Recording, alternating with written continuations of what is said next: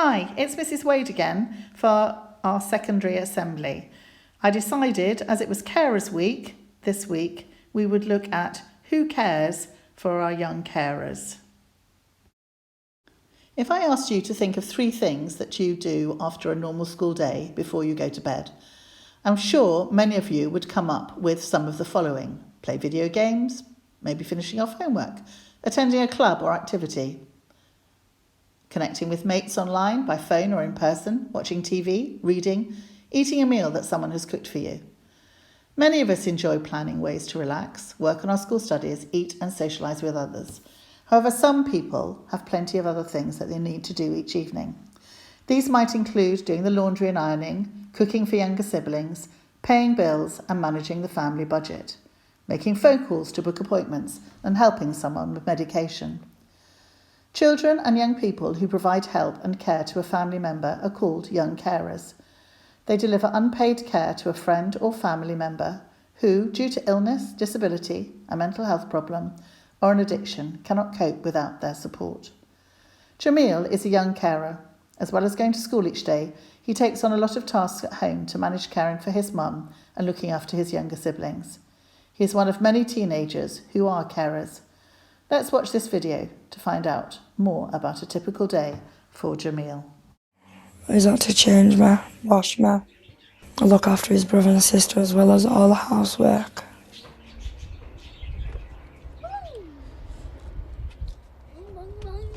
Going back to school now. Come on then, get on my back. Gone to the shop. I'm taking the money card. When I get back home, I'm going to need to cook for my mum. Shouldn't I give you such a big plate, should I? And my brother and sister, and help my mum a bit. My legs ache. Brotherly love. Hey, Matt, can't get out. Can't get out. Can't get out. Yay. Go, now go. He tucks me in bed. He sometimes makes food. He gives me hugs. He kisses me. He gives me more hugs. He gets Mum's medicine for her. People can have all the time in the world to do whatever they want, and if I'm not one of them people, it makes you feel a little bit jealous that you're not doing what everyone else can.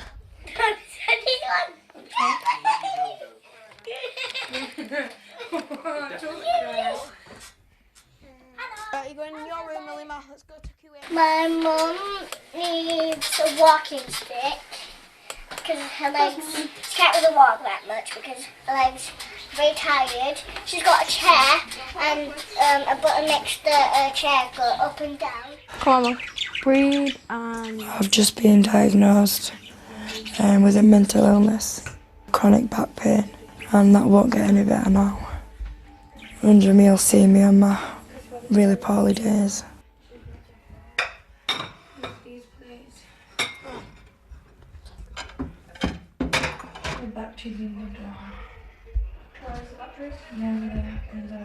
If she's feeling in bits or sad, I'll be there and say, tell me what's wrong, and I'll comfort her in the best way I can.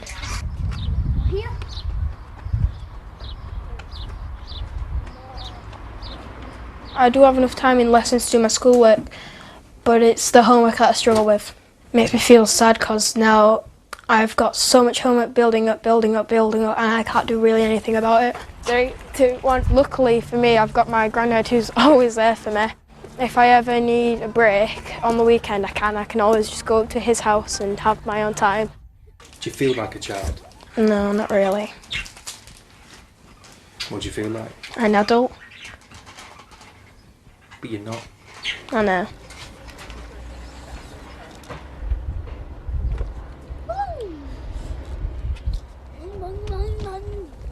For me, the best thing about being a childcarer is that I help my mum in many ways than one. I know my mum needs me to bits, and if without me she wouldn't be here right now. Some days I want out. I want the world to stop. My kids, Jamil, there's something to live for, something to carry on for. No, Lima. You know, I'm lost without you. Yeah. You're my best friend, you know. You know that? Yeah. My bestest best friend. You need to eat now. Oh no. Go and get your food so we can eat together. Okay.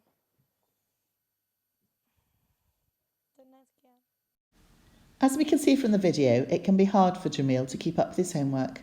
Caring leaves him physically tired at times, and he takes the chance to have a break by visiting his granddad at the weekend. There were some facts about being a young carer that were missing from the video though. Being a carer can affect a person's health, social life and self-confidence. In a survey, 39% of young carers said that nobody in their school was aware of their caring role. In fact, many young carers don't always recognise that they are a carer or may not wish to tell others about their caring role at home. And over a quarter of young carers have been bullied at school because of their caring role, and 1 in 20 young carers miss school because of their caring role. It's not all bad news though. Many young carers gain a great deal from their caring role. Some talk of feeling proud of how they manage to look after their family member and say that it gives them a sense of purpose, identity and improved self-esteem. Many say that they feel more independent and resourceful than other young people their age, and many report that they learn useful life skills that help them in the future. Mahatma Gandhi said, "A nation's greatness is measured by how it treats its weakest members." The work of unpaid family carers in offering practical and emotional support to those in need is vital to our society.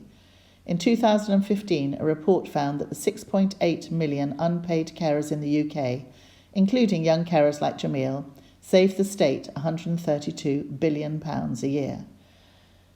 To date, there are 800,000 young carers in this country, and Carers Week is an annual awareness campaign that celebrates and recognises the vital contribution made in the UK by all our unpaid carers who look after a relative, friend or neighbour who can't manage without them.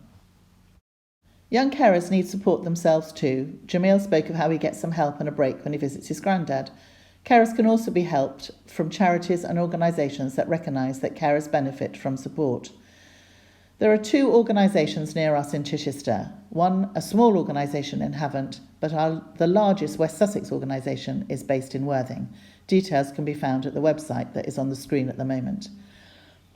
I'd like to remind you all that if you know someone who is caring for a family member, or if you are a carer yourself, it is worth contacting this organisation to see what sort of support they can offer.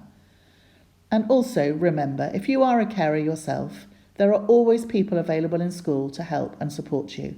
Mrs. Eade and Miss Hermans are always there to answer any questions or to support and help you if you need some help. To end my assembly today, I'm now going to show you a video that includes a look at the support available to young carers and the difference that it can make. Thank you very much for listening and stay safe.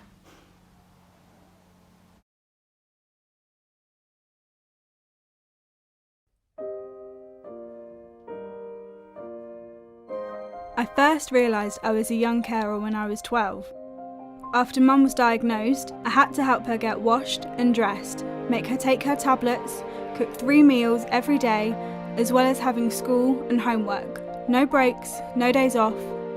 It felt like I was lost and alone, with no way out of the woods. I think I knew there were other young carers like me out there, but I didn't know how to find them or talk to them. And my other friends called me horrible names. They thought I was stuck up. None of them understood why I couldn't go out and have fun. When I moved schools in year 10, I ended up keeping it a secret altogether. Being a young carer means worrying.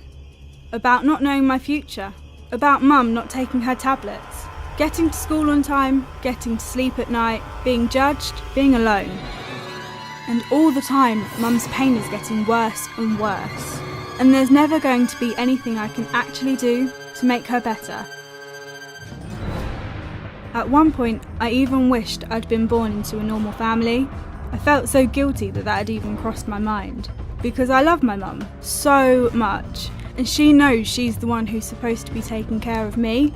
But that doesn't change anything. Even when I didn't have the energy left to pick up a finger, I couldn't worry about my own health because I had to keep going on my own. Eventually, it felt like I'd just hit a wall. and I wasn't sure if I was strong enough to hold it together anymore.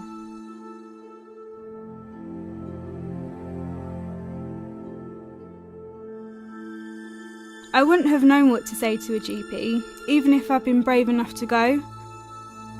I was too scared to even wish for any help, in case I got disappointed.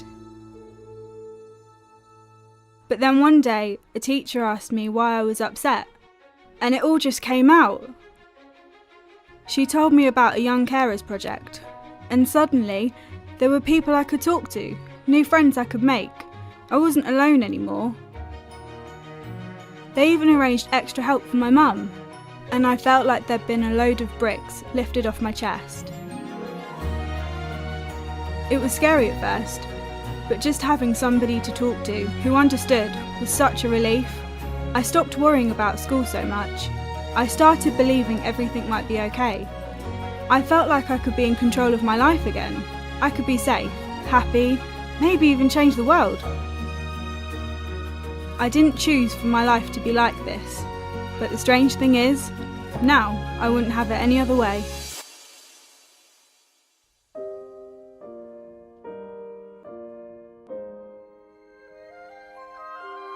If I could say anything to young carers who might be afraid to ask for help, I'd tell them that they should never ever feel ashamed or scared to speak up. It may seem tough or hopeless, or like you'll never be able to smile again, but it gets better. You'll make amazing friends, and the challenge will make you stronger. There's a light that can be found. There is a way out of the